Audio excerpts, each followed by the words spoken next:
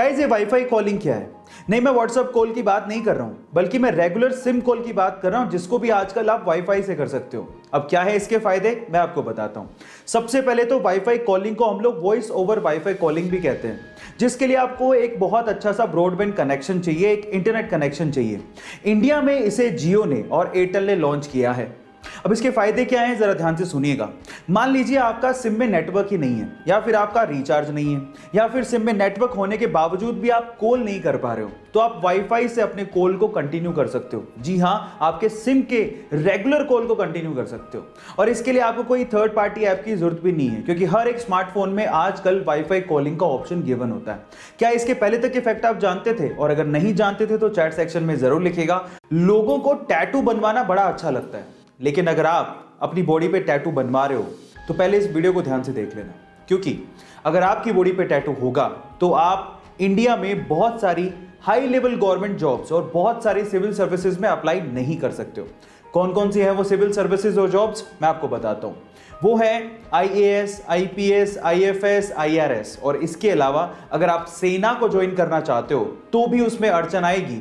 जैसे कि आप लोग भारतीय रक्षा सेना में अप्लाई नहीं कर सकते, नौसेना में, सेना में, वायुसेना में, कहीं भी अगर आपके बॉडी पे टैटू है तो आप लोग उन जॉब्स में अप्लाई नहीं कर सकते।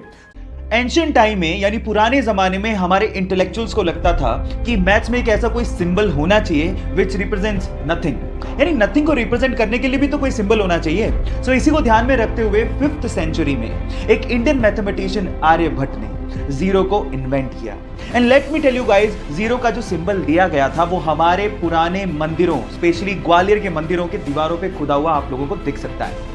सो गाइज, अगर आप ये सोचते हैं कि जीरो की इन्वेंशन कोई बड़ी इन्वेंशन नहीं है, तो मैं आपको आपकी जानकारी के लिए बता देता हूं, अगर जीरो इन्वेंट नहीं हुआ होता ना तो बाइनरी लैंग्वेज नहीं आती, और बाइनरी लैंग्वेज नहीं आती तो एक कंप्यूटर, लैपटॉप कुछ नहीं होते।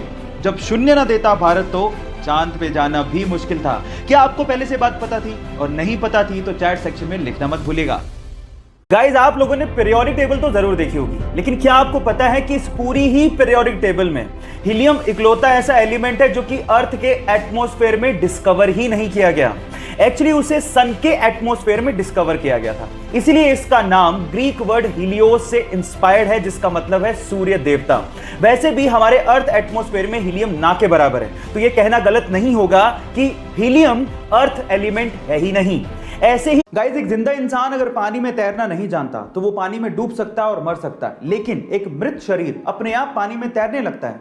ये कितनी अजीब सी बात है, लेकिन इसके पीछे का साइंटिफिक तर्क क्या है, जरा उसे भी जान लेते हैं।